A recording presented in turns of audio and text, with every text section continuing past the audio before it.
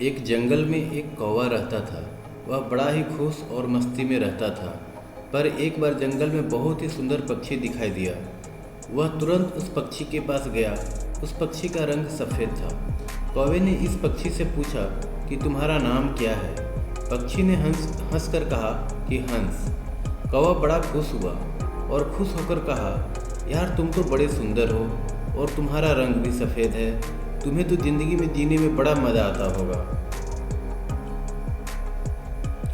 हंस ने कहा, नहीं, मुझसे भी ज़्यादा कोई सुंदर है।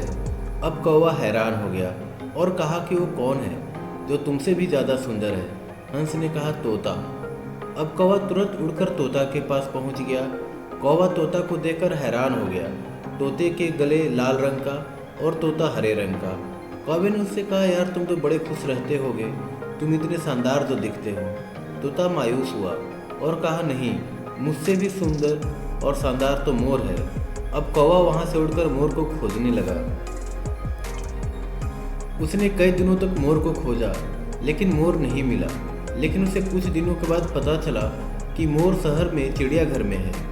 अब कौवा चिड़ियाघर पहुंचा और देखा कि मोर एक बड़े से पिंजरे में बंद है और बहुत से लोग इसके साथ फोटो खिंचवा रहे थे। यह देखकर कौवे को थोड़ी जलन हुई। कौवे ने मोर के पास जाकर कहा कि यार तुम्हारी ज़िंदगी में तो मज़े ही मज़े हैं।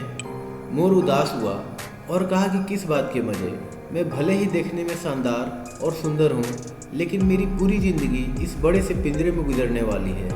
मोर ने कौवे से कहा कि यार तुम तो बहुत किस्मत वाले हो, खुले आसमान में कहीं भी आ जा सकते हो और अपनी ज़िंदगी अपनी मर्ज़ी से जी सकते हो।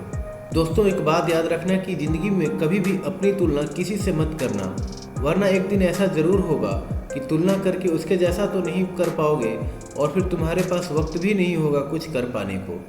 अगर कहानी अच्छी लगी तो प्लीज़ सब्सक्राइब द चैनल।